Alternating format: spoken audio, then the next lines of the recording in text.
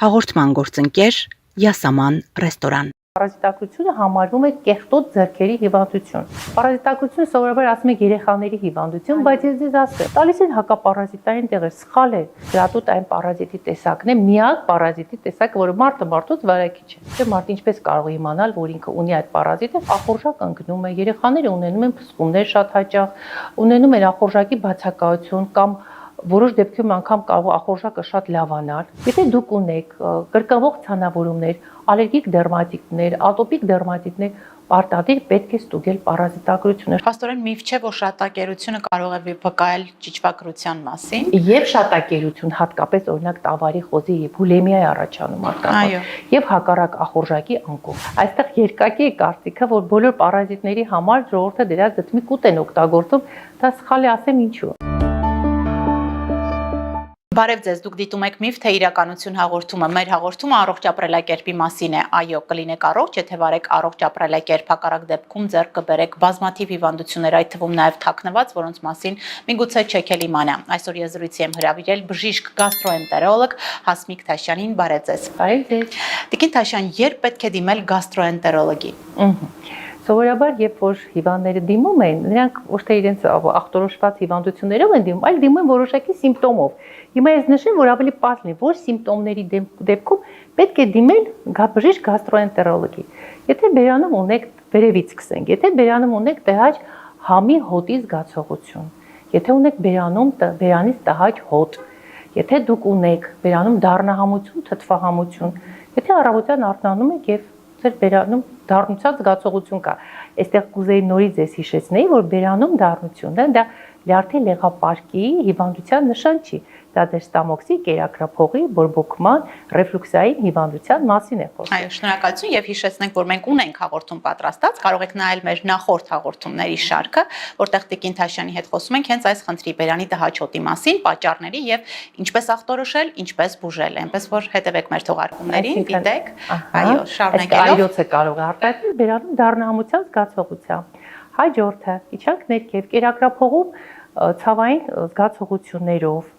պարկելուց այրոցի զգացողության արկայության դեպքում, ստամոքսում ցավի զգացողություն, աղիներում ցավ, կամ սովորաբար երբ դուք հաց եք ուտում, այդ կարծես ստամոքսում ցավի զգացողություն անցավ, դա նույնպես դիմում են գաստրոենտերոլոգի, որտեղ դա կարող խոցային հիվանդության նշան է լինել։ Եթե դուք ունեք քրոնիկ փորկապություն, ունեք քրոնիկ փորլուծություններ, եթե դուք ունեք ոչ վարակային տիպի ալերգիկ ցանավորումներ, մեր մաշկի վրայի արտահայտվող ցաները, դրանք բոլորը մեր ներքին օրգանների հայելին են։ Ինչ ձեր ներսում կատարվում է, դա արտահայտվում է ձեր մաշկի վրա, որոնք կարող են արտահայտվել ատոպիկ դերմատիտների ձևով, ալերգիկ ցանավորումների ձևով, էկզեմայի ձևով, այնպես որ ցաների դեպքում նույնպես դիմում ենք բժիշկ գաստրոենտերոլոգի։ Հաջորդ խնդիրը, եթե դուք երկարատև ստանում եք դեղորայքներ, քիմիական դեղորայքներ, ստանում եք քիմիոթերապիա, ճառագայթային բուժում, որից հետո նույնպես դիմում ենք բժիշկ գաստրոենտերոլոգի, որպեսզի վերականգնենք մեր աղեստամոքսային տրակտի օրգանները, ընդ որում լյարդը, ստամոքս, դրանք շատ կարևոր է։ Այնուհետև, երբ դուք ունեք երկարատև կրկնվող դիարեաներ, լուծեր կամ ուղիղ աղոց ունեք լորձի եւ արյան հոսք, եւ կարող եք դիմել օրինակ քրոնիկ հազի դեպքում, հիմա կզարմանաք, թե ինչու դիմենք քրոնիկ հազի դեպքում բժիշկ գաստրոենտերոլոգի, այո, եթե դուք ժխտել եք թոքերի, բրոնխների հետ կապված, սրտի հետ կապված խնդիրները, որոնք կարող են հաց բերել, ապա պետք է նաև ստուգել ձեր կերակրափողը, այսինքն այրոցը կարող է արտահայտվել նաև քրոնիկ հազի ձևով։ Սա նույնպես շատ կարևորագույն սիմպտոմ է։ Եվ իհարկե սիմպտոմներից կամ հիվանդություններից, որով դուք կարող եք դիմել, դա նաև պարազիտակրություն է, ժողովրդի ասած ճիճվագրությունը, որը նույնպես շատ ակտուալ թեմա է եւ պետք է անպայման ձեր օրգանիզմը դուք ազատեք այդ պարազիտներից։ Ես նշեցի այն հիմնական խումբը սիմպտոմների, հիվանդությունների որոշակի, որով դուք կարող եք դիմել բժիշկ գաստրոենտերոլոգի։ Եկեք այսօր խոսենք ճիճվագրության մասին, պարազիտակրության մասին, հա։ Շատ տարածված հիվանդություն, անվանում են կեղտոտ ձեռքերի հիվանդություն։ Այս ճանապարհով է ճիճուն հայտնվում մարդու օրգանիզմում։ Այո, պարազիտար հիվանդությունները, դրանք այն հիվանդություններն են, որոնք առաջացնում են առաջացնում են հելմինտները եւ նախակենդանիները, պրաստեյշիը, որոնք մեր օրգանիզմում, եթե ես կլինիկական sense ընդհանրացում անեմ, նրանք ինչ փոփոխություններ կարող են բերել օրգանիզմում, կամ ինչ վնաս կարող են բերել մեր օրգանիզմին։ Նրանք առաջացնում են դիստրոֆիկ, տոքսիկ ալերգիկ, տեսեք, տոքսիկ ալերգիկ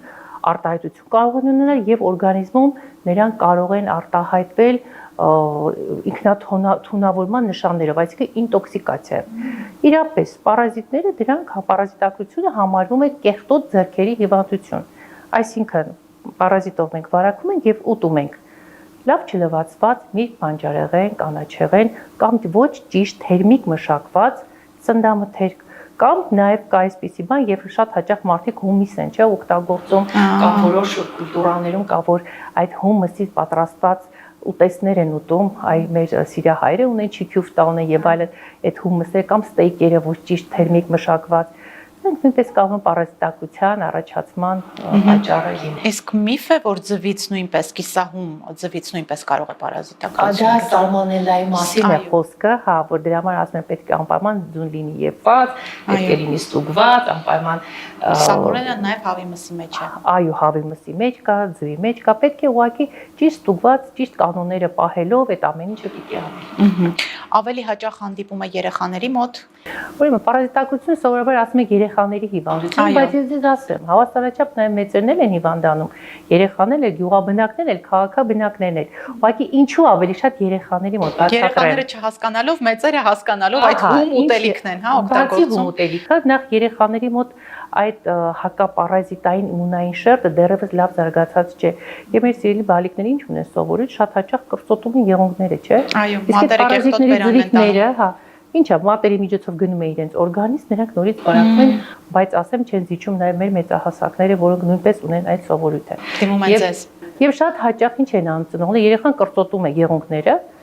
նրանք փոխանակ այդ սովորույթից երեխային զերծ պահեն, չէ՞, ինչ են անում, տալիս են հակապարազիտային դեղեր, սխալ է։ Յուրաքանչյուր դեպքում հակապարազիտային դեղ ինքնուրույն տալ չի կարելի, որտեղ դրանք բոլոր ունեն հեպատոտոքսիկ ազդեցություն եւ յուրաքանչյուր պարազիտի բուժման համար սխեման ինքը ինդիվիդուալ է։ Եթե դուք այդ սխեմայով, եթե դուք տվել եք անկանոն դեղորայք եք տվել, հետագայում արդեն այդ բուժման սխեմաները կարող են նույնիսկ չօգնել։ Մենք միանգամից սկսեցինք բուժումից իհարկե, մենք հիմա սկիզբը ավելի մանրամասն կլինիկական ճանաչենք։ Գիտեմ, որ Հայաստանում 4 տեսակի ճիճուներ ավելի տարածված են եւ նրանցից մեկը անտեսանելի անգամ կարող է փոխանցվել։ Որոնք են այդ ճիճուները, ինչ տեսակներ եւ Հայաստանում տարածված պարազիտի տեսակներ այսօրվա դրությամբ շատ տարածված է էնտերոբիոզը, սերատուտը, որ հատկապես մանկական կոլեկտիվներով եւ սերատուտ այն պարազիտի տեսակն է, միակ պարազիտի տեսակը, որը մարդուց վարակիչ է։ Դա սերատուտ է։ Տարածված է ասկարիդոզը, լյամբլոզը եւ հատուկ վտանգավոր այդ պարազիտի տեսակներից դա տավարի խոզի երիզորդները, որոնք նշեցի, որ դա անցնում է հում միս օգտագործելու ժամանակ, երբ մարդը ուտում է ֆինոզ միս։ Իսկ դա ինչպես կարող է արտահայտվել, մարդը ինչպես կարող է իմանալ, որ ինքը ունի այդ պարազիտը, դա տեսանելի, ինքը որոշ ժամանակ հետո, երբ դուք օգտագործել եք այդ ֆինոզ միսը, ինքը այսպես լապշայի հատիկների ձևով կտրտվելով, կղանքով, անգամ առանց կղանքի, ինքը դուրս է գալիս եւ դուք կարող եք հասկանալ, որ դուք վարակվել եք տավարի կամ խոզի երիզորդով։ Ես միանգամից սկսեցի այդ մեր ավելի վտանգավոր պարազիտների մասին խոսել, որովհետեւ վերջին շրջանից ասեմ ձեզ, որ դիմելությունը մեծացել է տավարի երիզորդով հիվանդների տղամարդ կին կապ չունի։ Անամնեզը հավաքում ես, հասկանում ես, որ տղամարդ տեղով ինչ է, սիրում ուտել հումիս, տոլմայի այդ ֆարշերը կամ հիվանդներ ունեմ, ովքեր անգամ թարմ միսն են ուտում ուղղակի, սիրում են մարդիկ եւ դա ընտանեկան սովորույթ է իրանց մոտ։ Ինչպես իմանալ, մարդը ունի պարազիտ, թե ոչ։ Ուրեմն սովորաբար պարազիտակության արկայությունը մարդու օրգանիզմում կարող է առանց կլինիկական նշանների լինել կամ այդ հագնված լինել դիմակների տակ։ Օրինակ։ Ահա։ Օրինակ նայեք, օրինակ եթե վերցնենք մենք ասկարիդոզը,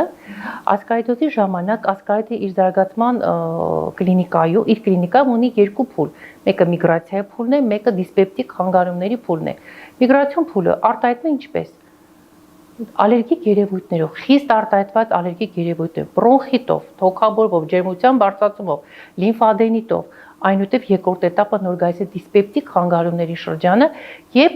ինչ է լինում, լինում են տարբեր նուրբունության ցավեր որովայնում, հատկապես երեխաների մոտ ախորժակ ընկնում է, երեխաները ունենում են փսխումներ շատ հաճախ, ունենում են ախորժակի բացակայություն կամ որոշ դեպքերում անգամ կարող ախորժակը շատ լավանալ, տենց էլ է լինում։ Նյարդային համակարգի կողմից երեխաները վատ են քնում, կամակոր են դառնում, դասերը չեն ուզում սովորել,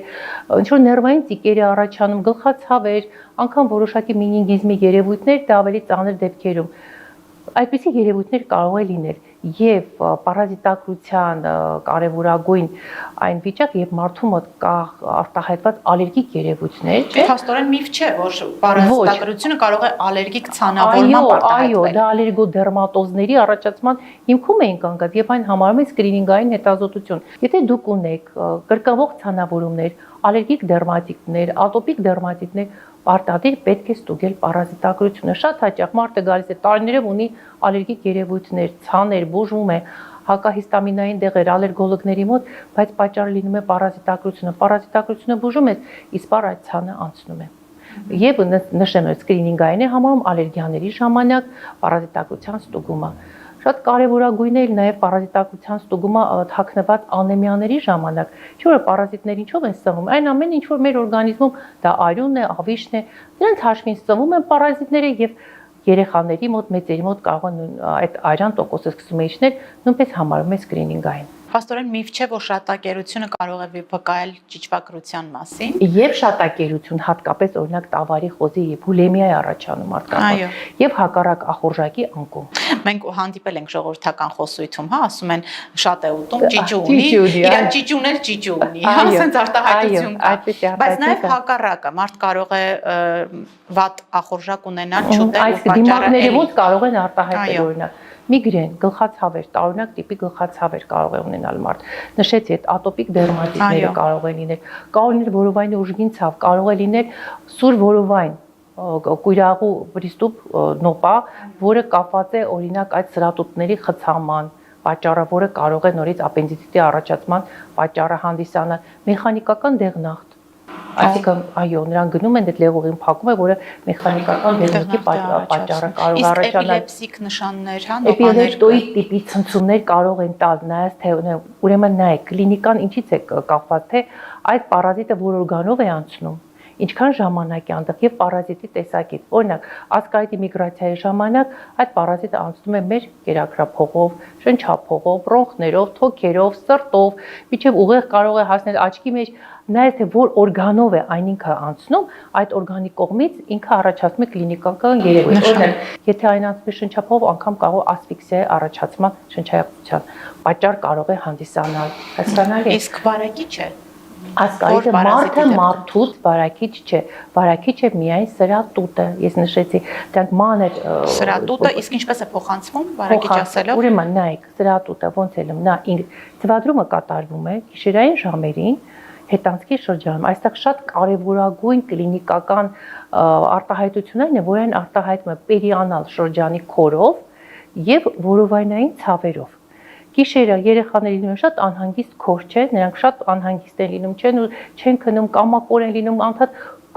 քորելու պատճառով քունը խանգարվում է։ Ու այդ գիշերվա ընթացքում, երբ որ նրանք կատարում են իրենց ձվադրումը,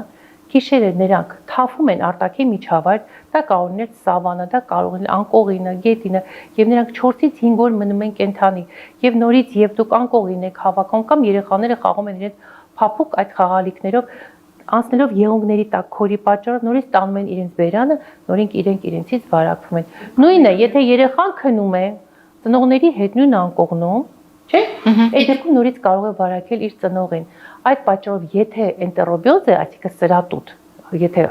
ախտորոշվում է այդ ընտանիքով, ընտանիքի բոլոր անդամները պիտի բուժում ստանան։ Ասկարիդոզի լամբլոզի դեպքում այդ մոտեցումը չկա։ Այսինքն մարդը մարդուց վարակիչ է միայն էնտերոբիոզը։ Իսկ ինչպես մենք հայտնաբերենք այդ հիվանդությունը, ինչպես հայտնաբերենք, ամենապարզ մեթոդն է պրոֆիլակտիկ հետազոտությունն է, չէ։ Դուք պետք է անպայման հանձնեք կղանքի անալիզ, որը կատարվում է եւ պերիանալ շրջանի քերուկի միջոցով եւ սովորական կոպրովոսկոպիկ մեթոդով են կանում եւ գոհություն են հետազոտություններ, որոնք արյամիջոցով են կատարում, արդեն բժիշկը ձեզ տեղում կասի, թե որ հետազոտությունները պիտի անեն։ Եվ բուժումը բավականին բուժումը կատարվում է միայն մասնագետի կողմից։ այսպես թե այնպես ուղղակի մեկ դեղ խմել բոլոր պարազիտների համար այսպեսի միֆ գոյություն չունի։ Եկեք ասենք, անդրադառնանք այդ միֆին։ Մարդիկ պարզապես դեղատնից վերցնում են ճիճվին դեղը եւ օգտագործում։ Ինչ վտանգներ ունի սա։ Ուրեմն դա վտանգներն է, որ օրգանիզմը կարող է սովորել այդ դոզայի, չէ՞,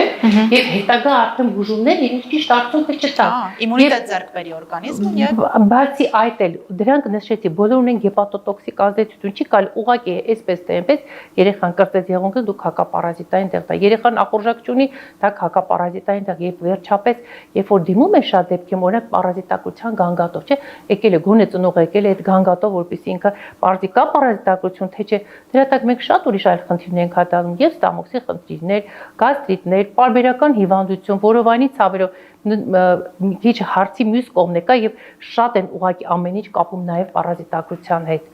Եկեք թող այդ տարբերակումը դնի բժիշկ մասնագետը։ Շատ լավ, շնորհակալություն եւ վերջում որպես բժիշկ կխնդրեմ խորհուրդներ տաք, գիտեմ որ կան մթերքներ, որոնք ճիճուն չի սիրում, հա, կարող ենք նշել 3 մթերք։ Ահա, նախ այո, տնային պայմաններում կան մթերքներ, եթե դեղերից չխոսենք։ Ահա, նայեք, անկախ ամեն ինչից ամենաառաջին բանը դա հիգիենայի պահպանումն է։ Եղունգները կարճ կտրել, ձեր երեխաներին այդ կրտելու սովորություն ձեռք պահել եւ անպայման կա մթերքներ, որոնք ձեր օրգանիզմը ձեռք են պահում պարազիտներից, դա սխտորի օգտագործումն է, բայց բոլոր երեխաներին չես կարող դիտել, սխտորը օգտագործել, իր մեջ ալիցին է պարունակում, որը սպանում է պարազիտի կենսագործունեությունը, ինքը մահացնում է այդ ալիցինը։ Սա մեծահասակների։ Դա մեծահասակները կարող են օգտագործել, բայց սխտորը մյուս կողմից է պետք է իմանալ ստամոքսի խնդիր ունեն, շատ հաճախ վերցնում են սխտորները այդտենց կուլ են տալիս եւ ավելի այլ խնդրով են գալիս։ Դրա համար ասում եմ, ինքնուրույն համենայն դեպս մի հատ պետք է դիմել ուղղակի բժշկի խորհրդատվությանը։ Օգտագործում են անանաս, որը շատ համեղ ուտելիք է, որը ինքը նույնպես օգնում է, որպեսզի օրգանիզմը ոչ թե դեղ է որ կբուժի, այլ օրգանիզմ, եթե դուք հաճախակի դոր օգտագործեք, ուղղակի կենսագործունեությունը ոնց որ մարում է այդ պարազիտների։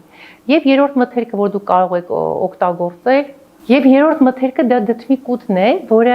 այստեղ երկակի է կարծիքը, որ բոլոր պարազիտների համար ժողովուրդը դրա դդմի կուտ են օգտագործում, դա սխալ է ասեմ ինչու։ Նախ ինքը շատ լավ մթերք է, ինքը ցինկի աղբյուր է, ձեր օրգանիզմի իմունիտետը կբարձրացնի, ուղղակի դդմի կուտը շատ լավ է տափակ որդերի դեպքում, ես որ նշեցի, օրինակ տավարի երիզորդի դեպքում, բայց դա էլ մինչև դուք չախտորոշեք, տավար է թե խոզ է, այդ դդմի կուտն էլ չի կարելի։ Եվ այսօր պրոֆիլակտիկ կարող եք դա օգտագործել, բայց դա չի որ գնաց ու բուժեց ձեր պարազիտակությունը։ Իսկ այն հետաքրքրասերները, ովքեր ցանկանում են ձեզ գտնել, ինչպես դիմել։